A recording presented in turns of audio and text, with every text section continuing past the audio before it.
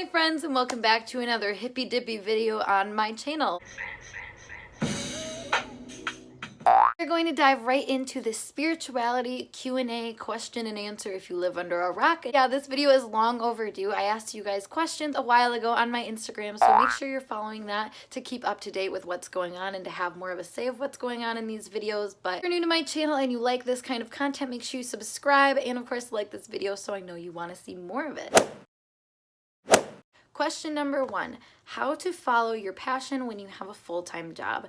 So this was my case for quite a long time. For a while I was working a full-time job and it was kind of hard to balance, I'm not gonna lie. The best way that I learned how to do this was, one, be aware of how well I'm balancing everything in my life in general. Being really conscious of the energy that I'm spending and making sure that it's on things that make me feel good. Making time for your passions and your spiritual journey is always going to be something you'll have to accommodate for. It's not just gonna come to you. I can't remember where I heard this, but the concept of everybody having 24 hours, you're going to find how to fill those 24 hours. Now, does it mean that you don't have time for certain things just because your schedule is already filled?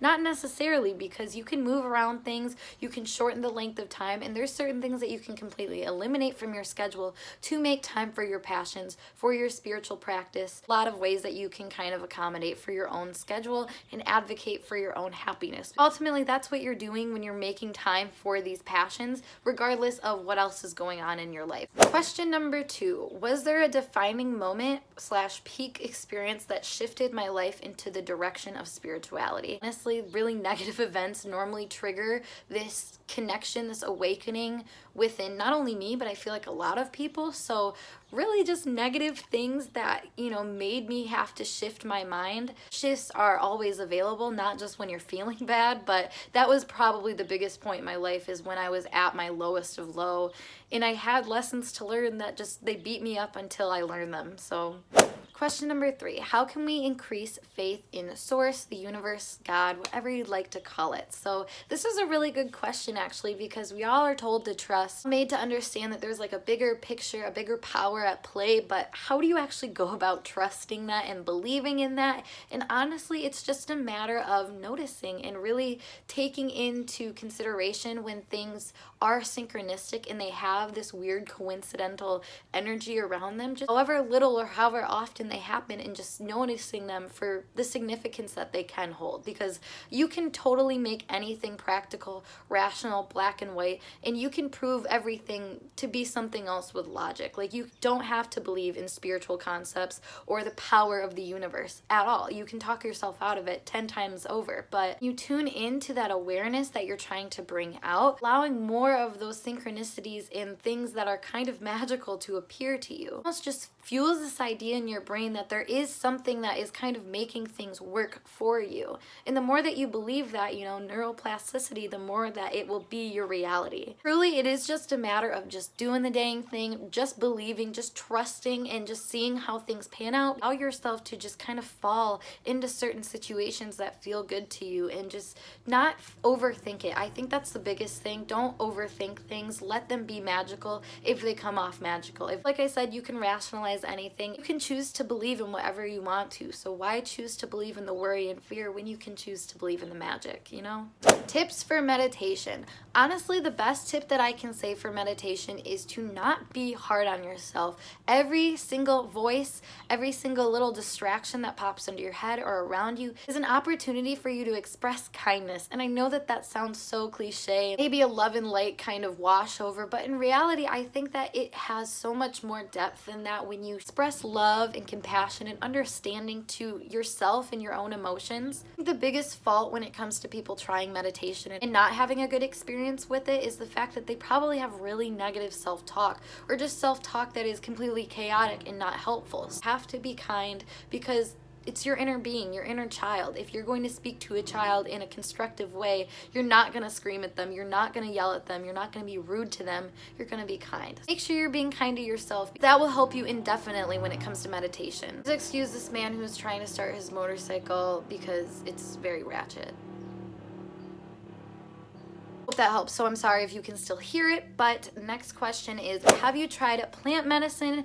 If so, what are your thoughts? Yes, I have tried plant medicine, and honestly, I think it is everything that this society needs and has ever needed. I mean, indigenous people have been using plant medicine for years to not only expand their consciousness, but to heal really deep-rooted wounds. So it's so important to recognize the power not only that these plants hold. I also think it's crucial to note that how you use plant medicines is so important. If you're doing it in a ceremonial fashion, aka not a party scene, not with a ton of other random people, you have to be very understanding of what you're doing when you use plant medicine. Intentions behind using it is ultimately what determines what happens when you're going on your trip. It's truly just opened doors for me to understand concepts that I feel like we're kind of blocked off from each other by just normal day living. For example, when we live this life, we have to learn about separateness. That's how we learn more about ourselves, is through this separation that is just caused through life. We learn more about ourselves, which is through this manifestation of these separate, qualities and expressions of consciousness. So we're using plant medicine, I really understood the separateness of things. I didn't have much of an understanding of the oneness, the connection of all. Like, I had a concept of it, but not really a thorough feeling, knowing, understanding. Doing plant medicine kind of opened up these doors to make these connections and for me to have these understanding of the oneness. It was so visual, it was so physical, it was so emotional. Like, there was just no doubt in my mind that we are all connected and we are all intertwined through consciousness. So honestly, going back to question number 2, my plant medicine experiences have been really helpful in rooting me in this sense of knowing of my connectedness to one another. And that in itself has healed me tremendously because I'm able to take that root understanding, that root belief, and it acts as like a firm foundation for a healthy, happy life. And that's why a lot of people rave about plant medicine. So if you're interested in it, definitely look into it. Obviously, I'm not pushing you to do it either way, but it's definitely worth looking into. Next question is how to stay high vibe / how do I not feel bad vibes? So hate to break this to you guys, but you're never not going to feel bad vibes. I mean, it's part of the process. It's part of this human condition. If you don't feel the bad parts, how are you going to know that the high parts are so high? Now, granted, we go through bad points, so it's like, can't that be our foundation of what bad is, so we eventually don't have to have bad emotions? But I don't know. Life is a cycle. Things are supposed to move in a way that allows you to be kind of surprised and have the unexpected happen. So if you're high vibe all the time, you just expect that you're going to feel good all the time, it's kind of boring. It doesn't have much substance to it. It doesn't have much, meaning behind it.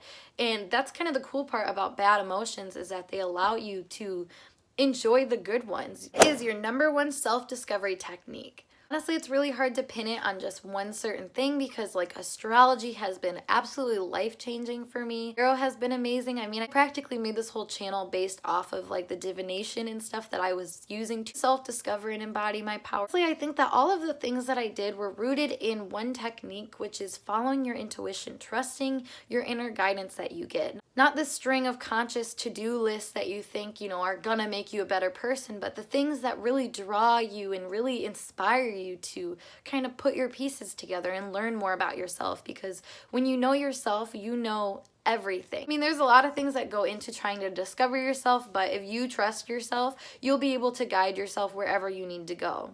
How do you recommend starting a spiritual awakening journey? Honestly, it's a matter of your willingness. If you are willing to do the inner work and to research and learn more about what it's like to be a person and what it's like to be you, doing journaling and looking up things online, there's so many different parts of it that you have to be willing to take action on and start doing. Really just allow it to change your life, because honestly, once you set that intention that you want to grow and you want to do this inner work, I mean, the universe is going to set you up 10 times over for those situations to help you do that. I 100% guarantee that will be the case. So just be open to it and be willing, because it's coming to you if you want it. Last but not least, thoughts on twin flames. Honestly, twin flames, soulmates, the whole shebang is just a matter of technicality. It's just another label to throw on to make something feel more significant than what it actually probably is, because I do think a lot of things have significance, and I do think that we are drawn to certain people. I know personally that I have like this detector in my head that is like,